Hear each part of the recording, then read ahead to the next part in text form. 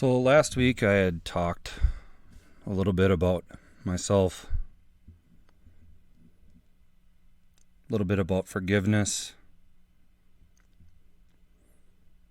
letting go of some of these things that we hold on to.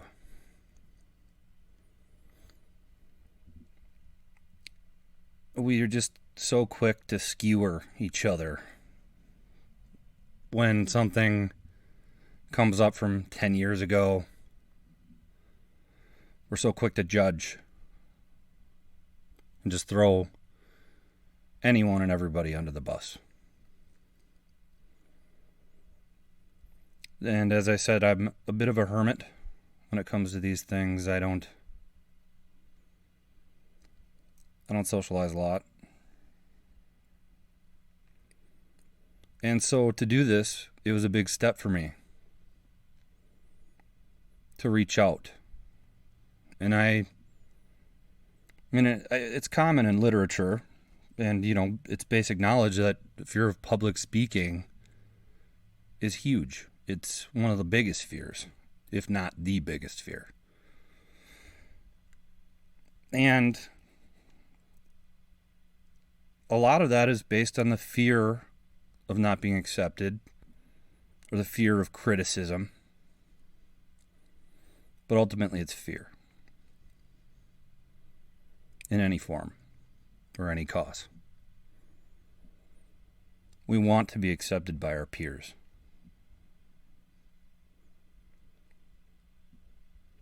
And when we hide behind the digital screen, the mask of the digital, as stated before, we remove the human. And we become very critical and harsh and cruel. So a fear that was already there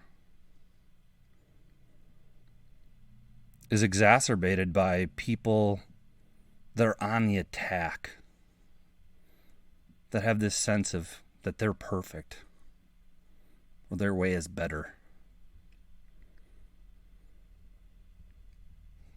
To come from a place to expose one's emotions in a raw sense, or their thoughts even, it's vulnerable. It's a place of vulnerability. People hide inside because they feel vulnerable. And they feel vulnerable out of fear. And these natural fears that were mentioned that are present, the fear of not being accepted, the fear of being rejected by our peers, along with the exacerbation of those fears by people being mean, to just say it plainly. And that's truly unfortunate. But to reference episode 0, which was the maiden voyage for this cast, we have to be willing to forgive. Forget. Know that other people have good ideas.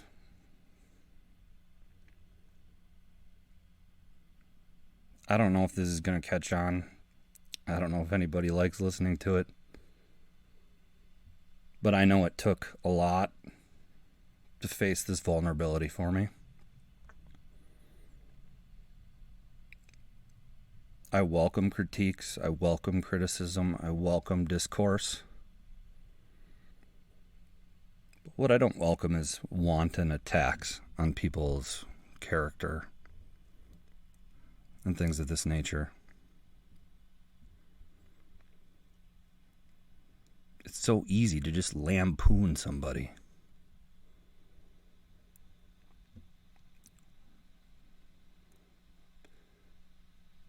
And it's a question of how do you overcome vulnerability? How does a person do that? It's a good question. You just have to do it. Sounds easier than to put it into practice, but you just have to do it. I went out and bought a microphone. Not a clue what I was going to talk about. I just knew that I had to get out of the shell. And I did it. And I just started talking. And my hope with this is eventually to get some people's opinions that aren't normally heard on here with me.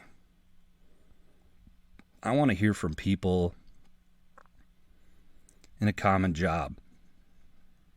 I want to hear from the people working at McDonald's. You know, there's nothing wrong with working at McDonald's, but it's an underrepresented viewpoint. That's why it's the sense of the common. I want to hear from the common people. I want to hear from the mechanics. I want to hear from the farmers. I want to hear from hardworking, average Americans. I want to hear their story. My story is convoluted. We can save that for a different time. But none of these podcasts in the foreseeable future will be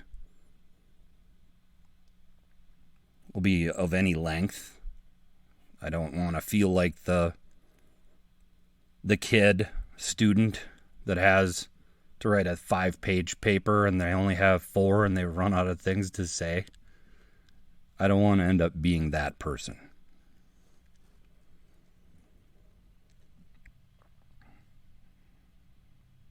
Like I said, most of this is off the cuff. It'll probably organize itself a little bit better as we go on.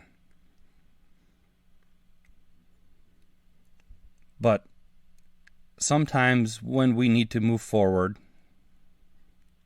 and break out of old patterns, we can look at these patterns as being ruts that we've been traveling in for a long time. And by recognizing the huge change that it could potentially be that needs to be made, the task seems overwhelming. It seems too big. So we don't try. So we do one small thing. We take one small step forward. We change one small thing. And the next, and the next, and the next.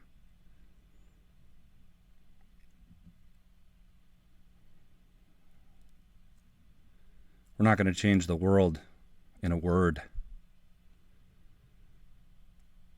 We're not going to change the world with one action, but small, little actions. I've used the analogy with people that are old and entrenched in their ways as being large ships. You don't just shove a ship and it changes course. You do gentle little pushes like a little tugboat. Push, push, push. And you just keep pushing the idea forward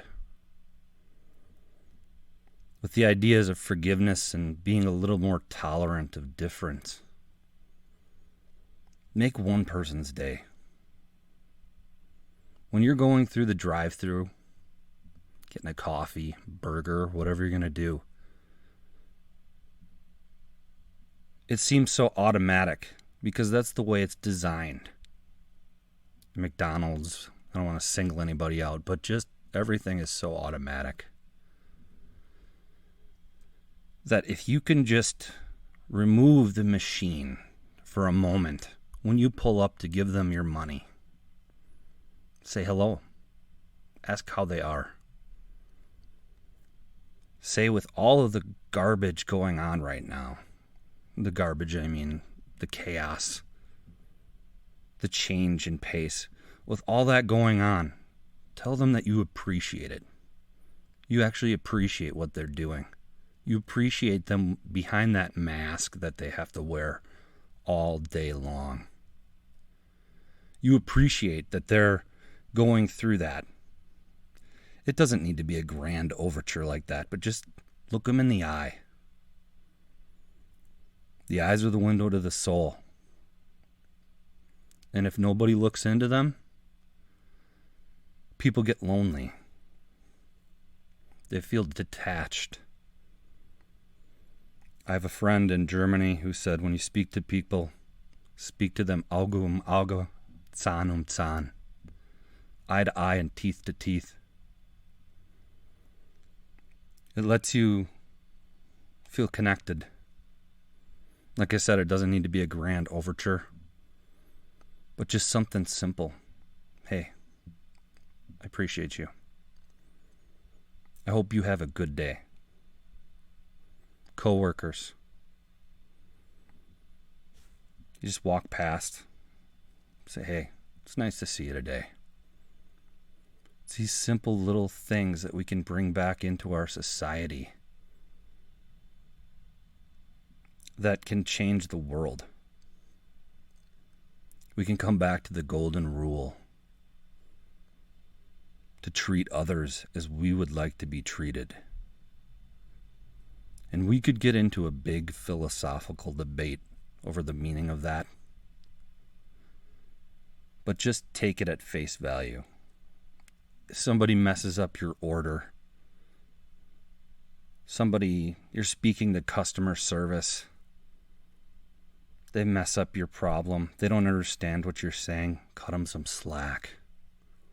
Just let them be wrong and work together.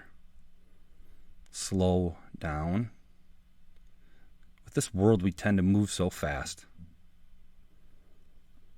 that we forget to stop and smell the roses. And in this case, the roses are humanity. It's the essence, it's the spirit of what we are. It's those little moments, those little glimpses. When you look into the eye of a child, I have a daughter, just a little glimpse can change my whole day. And remember, when you're looking at somebody, they maybe had a bad day. Like I said before in episode 0. They may have lost their job, may have lost their wife. Maybe they have cancer.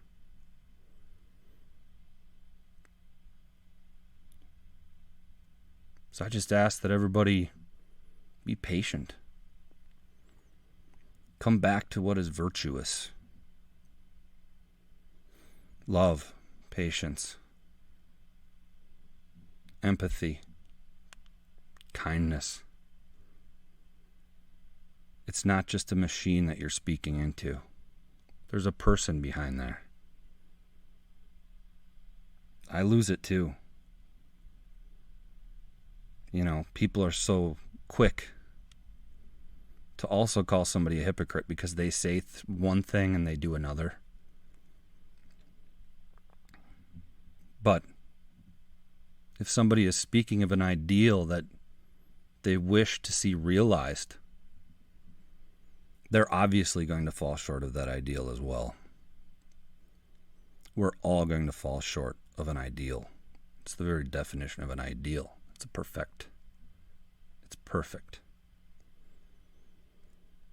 But if we can strive towards a respect and a love, I have some hope.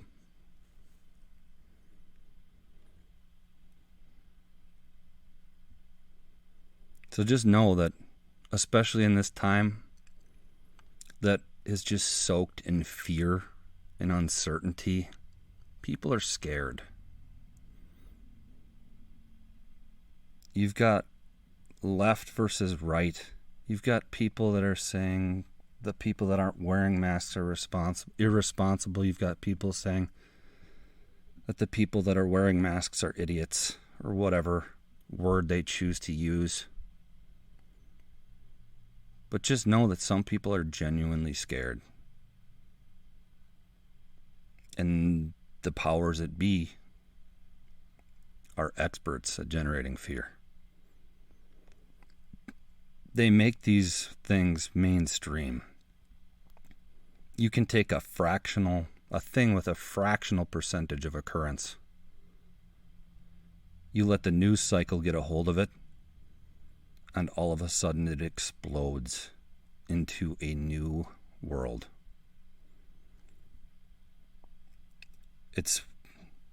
To be honest, it's like giving a mouse a megaphone. Yes, there are problems, but realize we're all in this together here.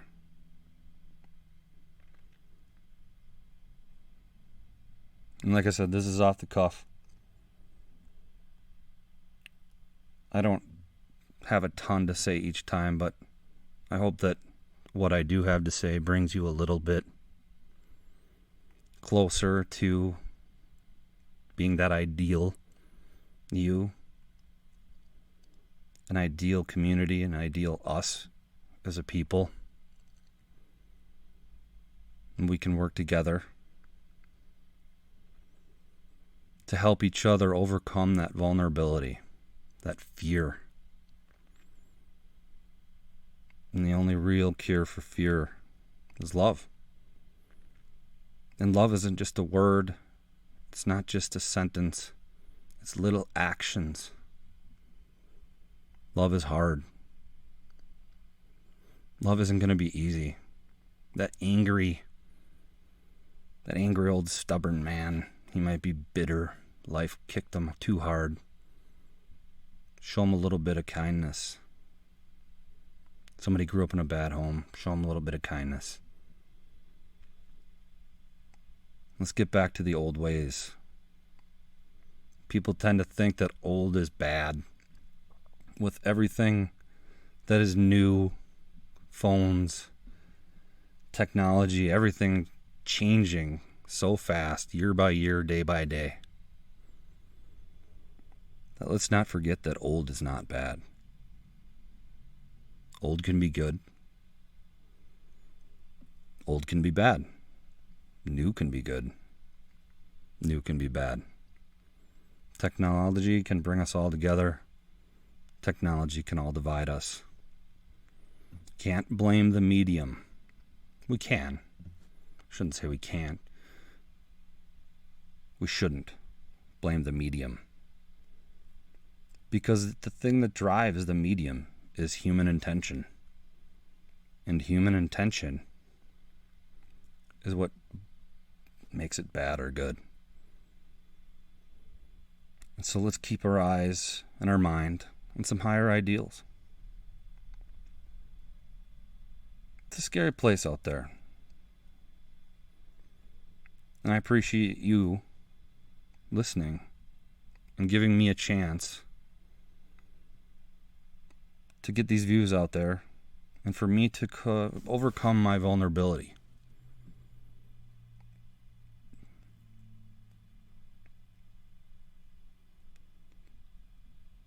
And let's work together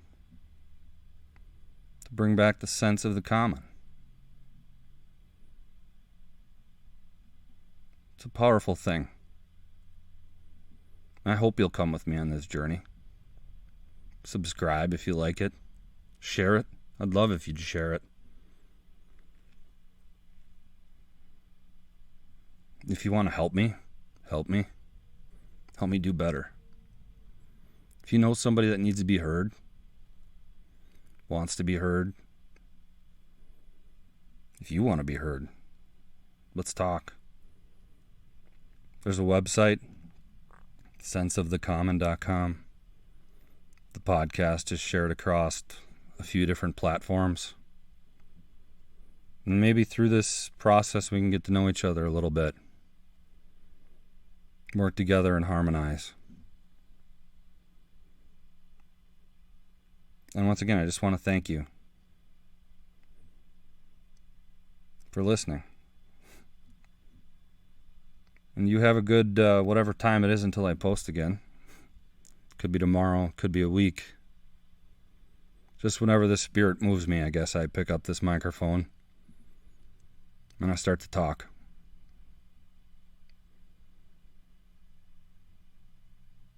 Thank you. Again, I'm starting to ramble.